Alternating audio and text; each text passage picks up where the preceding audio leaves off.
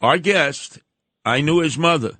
When I brought the Guardian Angels and started them in Chicago, his mother worked for the CTA. We used to have regular conversations. Wow. Am I right, Governor? Boy, you sure are right, and what a great memory you have, and she really spoke highly of you. God bless you. And I remember the governor being in my old office on 87th Street before we moved down to 800. And Governor, let me tell you something. You got screwed. Let's tell everybody who we're talking about. We're talking to Rob. I got to say to pronounce your name right. Rob Blagojevich. Close. It's Blagojevich, and the first name is Rod. Rod, my God, I got to be able to say that name right because he's, I know him for a while, and he was in our old office on 87th Street, and he got screwed. He's the governor in Illinois. He was, and Chicago is a tough town, and Obama became emperor. Rob, yes, John. Tell us what happened. Well, John, I'm writing a book about it, and it's a story that starts with one president, Obama, ends with another, Trump, one from Chicago, the other from New York. You'd have think the Chicago guy would have been good to me. He wasn't. He began conversations, wanted to make a political deal. He went to the White House for 8 years. I went to the Big House for 8 years and would have been 14 had President Trump not reached in to rescue me, a Democrat governor, and restore my freedom and return me to my 2 young daughters and my wife, Patty. As you can imagine, John, the four of us will always be profoundly grateful to President Trump and me, very disappointed in Obama, who I've known since 1995 and who, I did a lot of things for. We had a pretty good relationship. And when he got elected in November of 2008, he sent an emissary to me to make a political deal. We talked about some potential things we can do. No decisions were made until the very end, and then they arrested me. And they lied about the whole thing. And eventually, what I'm known for, the sale of the Senate seat, attempted sale of the Senate seat, was never a crime. It was reversed by the appellate court after I spent years in prison. We have a corrupt and weaponized Department of Justice in some places. You know what it's like in New York with your politicized prosecutors going after President Trump. It's a very dangerous thing to our country, I believe. John, it's the greatest constitutional crisis in American history since the Civil War. And I have great hopes that President Trump's new administration, the new Attorney General, who I believe will be confirmed, Pam Bondi, who's very professional and very smart and very tough, and Kash Patel, the hopeful FBI director, I think they're going to do what's necessary to reform the system. Because if we don't do that, we're going to lose our freedom. If you can do this to a president, what they've done, trump up fake charges because they have a political motivation to destroy him politically, or throw a governor in prison who was twice elected by the people of his state, the fifth largest state. If you can do that to us, you can do that to anybody. And that's what Trump said, too. I mean, it's unbelievable. It was bizarro world happening. Unbelievable how they can go after the former president of the United States that was the leading candidate currently, right. How they could do what they could do to him, create scenarios that were crazy. Yes, and they can criminalize anything because they have this uncontrolled power. There's no check and balance on these prosecutors, and they have unlimited resources. And they have a media that, too many cases, works with them because the narrative fits into what they want to do. And what's really, really frightening to me as an American citizen is that too many people who have influence and can convince the public about, what the information, the truth is, have gone so partisan in their politics that they don't care if we destroy the Constitution or the rule of law. It was get Trump no matter what and keep him from winning no matter what, and take away from we the people our right to choose our leaders in elections that are free and fair. No, this is a very serious problem, and thank goodness President Trump won. And the good news is at least half the country is starting to see through all of this. When they did this to me all those years ago, this was a new thing. And it was very hard to try to talk to the public and say, hey, I didn't do it. And I really believe that what they did to me way back in 2008, 2009, 2010, and 2011, because I fought it for 4 years, and they tried me a second time because they couldn't convict me on their fake corruption charges the first time. So who was after you? Was it the Obama regime? Well, it was a combination of things. It was this prosecutor, Patrick Fitzgerald, who's very close to James Comey. And these guys think they have the authority to become political players. And they're very ambitious and they're very unscrupulous. They're very dishonest. And I would argue they're constitutionally corrupt and they're wicked. And this guy was appointed by Bush. But what I think happened, as I write in my book, he made a deal with Obama. They basically wanted me, they basically leveraged me to force Obama to abandon me and make a deal to keep them in as U.S. attorneys. In the meantime, Obama abandoned his responsibility as the new president to protect the Constitution.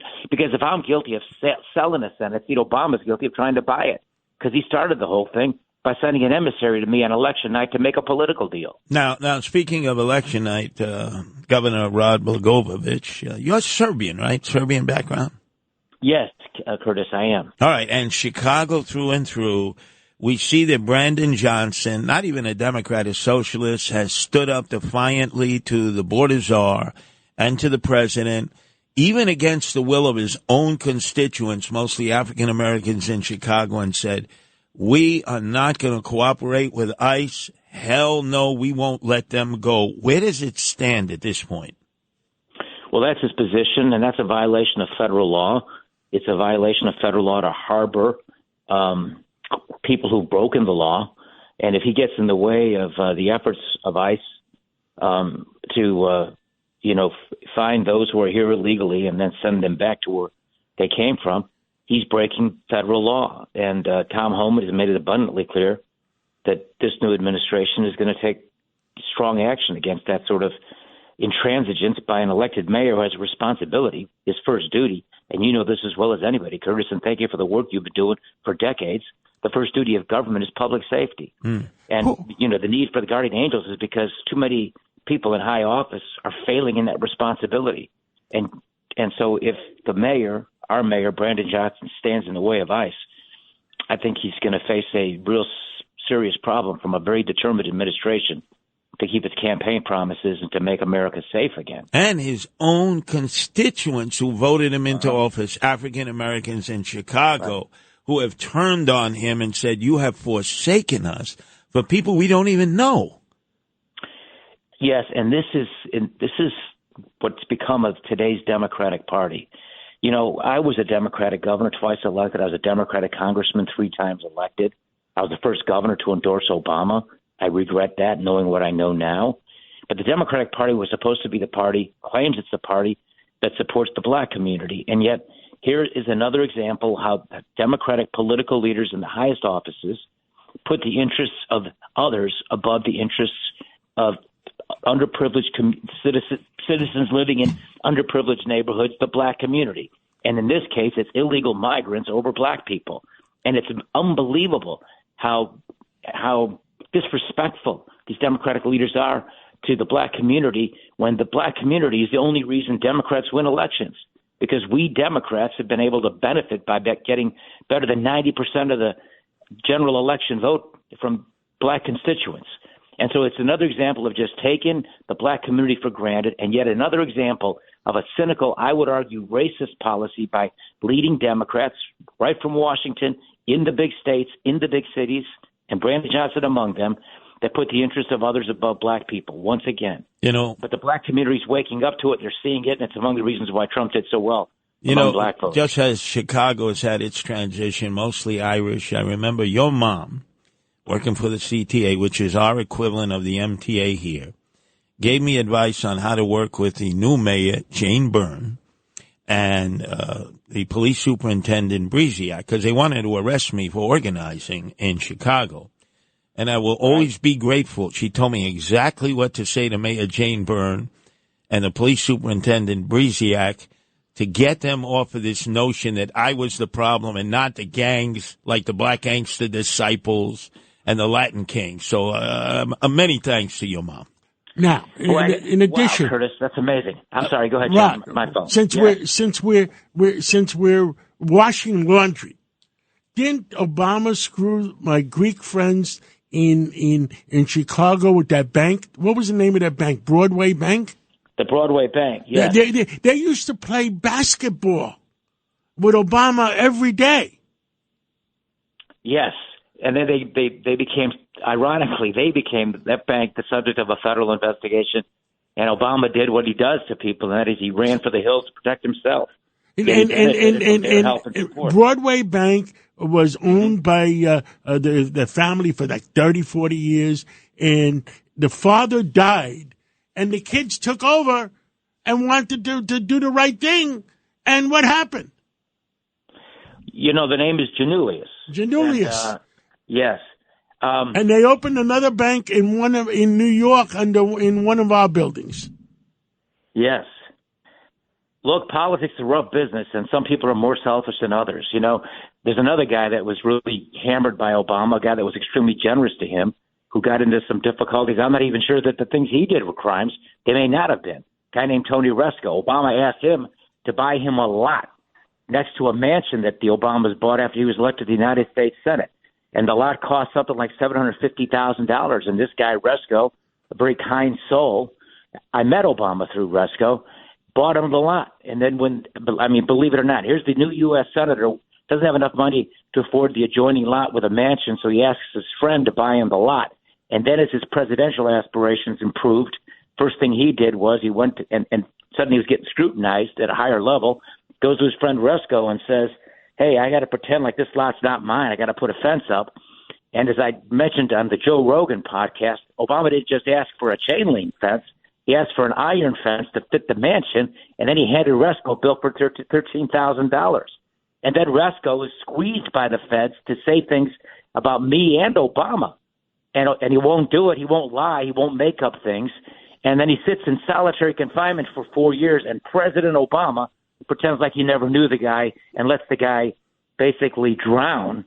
Another example of a very selfish sort of thing. Very opposite of Trump, by the way, who I've known a little bit, and I know him to be a very kind-hearted person on a personal level. Rod Blagojevich, former governor of Illinois. You know Rahm Emanuel. He's been a power, mayor of Chicago, chief of staff for the Barack Obama White House. He has said he's running for the nomination to become the Democratic nominee the next time around. He's announced early in the process. Tell us the pros and cons about him, because he's a survivor. Yeah, look, I know him really well. Rahm Emanuel succeeded me in Congress here. So in the congressional district that I served, he's all over those FBI tapes where, they taped my phone calls and took things out of context. Rahm's like, talking to me, every week. And if, I said the F word a lot, Rahm says it 10 times more than I do in private conversations. But he's a very tough guy. There's a ruthlessness to him, a relentlessness to him. He's very smart. He's very shrewd. He's very capable. He's very practical. And he's very tough. And he's smart. And he'll screw you if it's in his interest. That's sort of the nature of the business to some extent.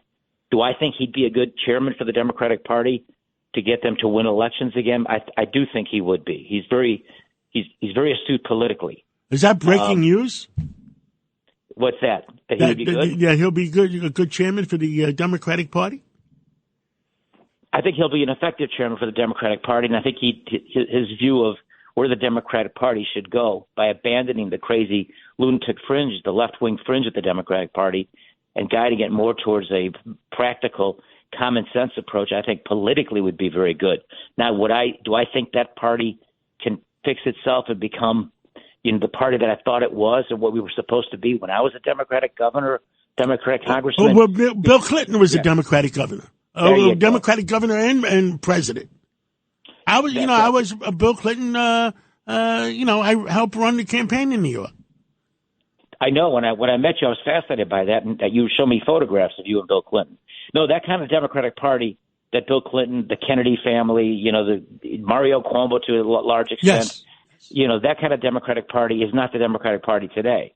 Rahm Emanuel is very practical, and if that position suits him well because he's a political operator. And so who took over the Democratic Party? How did they do it? Well, they did it. I was gone those years. I was sitting in prison watching it from afar. Right? I mean, that was a sin. We were used to be the party of the working person. Now we're the party of the elites in Hollywood, right? They put the interest of their big donors, corporate donors too, above the interest of everyday working people. And they just kept a combination of coalition building with left-wing groups have little by little eroded the priority of what the Democratic Party used to be, and that's the little guy. But Rod, that is the connection that Rahm Emanuel has. He was ambassador to Japan for Biden, but it's his brother who is the heavyweight in Hollywood. He's the number one agent. He'll round them all up again. They will pour billions of dollars back into the DNC because his connection, if Rahm Emanuel becomes DNC chairman, brother to brother. Am I right about that? There's no doubt about that. I've met his brother through Rahm, and at a fundraiser, by the way, where I met Larry David. That was kind of interesting. That was years ago. But no, the two of them are, again, they're very smart and ruthless. And yes, they will. The brother will help raise a lot of money for Rahm, which will make him successful if he is the DNC chair. And I worked with Rahm back in the Clinton days. Right, that's right. And look, Rahm, I think the practical part about Rahm is that. And again, I'm not suggesting that the Democratic Party is going to be a great party if he's the head of the DNC, because I'm not. I think they're so far gone, and that they're going to have all kinds of issues internally. And I do think Trump has changed the Republican Party, and this new Republican Party led by Trump is the party of working people. And if they're smart, and I believe Trump is very smart, I think they're going to continue to push policies and make the working guy a priority again. And the Democrats will have a hard time getting those voters back. That's my prediction, whether Rahm's the chairman of the party or not. But Rod Blagojevich, yes. Is there a possibility if Johnson survives as mayor, a socialist, not even a Democrat, a socialist, that finally a Republican can emerge to beat him? The answer is absolutely yes. And the reason that one of the big reasons is, first of all, Brandon Johnson and his predecessor, Lori Lightfoot, are disasters as mayor of Chicago. The two of them are ruining the city and the most fundamental things that matter, which is public safety, protecting people, schools, and our taxes here are high, and they're going to get higher because this guy's going to is raising taxes again. Having said that, the answer is yes, because he's so bad. Secondly, we have nonpartisan mayoral elections. You don't have to declare your party. So a Republican... Can you run again? Well, they passed a law, John, that's really unconstitutional, and that the law says that only I can't run for any state or local office. But you have a pardon. I had President Trump commuted my sentence. Now, if that happens, perhaps that would change the dynamic. And I'm grateful to everything he did for me, because he pulled me out of prison and gave my daughters their father back. I would have been there for another 4 to 6 years had President Trump not done what he did after I did 8 years for no crimes. But no, the answer is I think that's something that would be challenged properly in court. It has to be unconstitutional. How do you pass a law against one guy to say there's one guy can't run for any state or local office? The irony is I could run for president of the United States, but I can't run for alderman of the 33rd Ward. So it's completely upside down. And well, we would back you 110%. The first campaign for that to happen is we got to convince my wife. She's made it clear if I do this again, I'm doing it with my second wife. Well, God bless you, and God bless America. By the way, you taught me last time how to say your name right. It's Rod. Yes. Goya. You know the company Goya? Blagojevich. It's Blagoya tiene caso bueno vich. Got to be good. That's the slogan, right? Yes. If it's Goya, it's got to be good. Exactly. Keep messing up my name, John. I got elected on that. Okay, you got it. Thank you for calling in. We'd like to hear more from you in 2025, and we'd love to make you governor of Illinois again. I appreciate that. And Curtis, God bless you, and thank you for talking about my mother. I remember the day she told me that she met you. That was like back in the late 70s, early 80s. Yep, 83. And by the way, Curtis was the front page of the New York Post today. God bless you, Curtis. Thanks for the great work you've been doing for all these years. Thank you, Rod. Thank you. Yeah. Thank you, John. Thank you.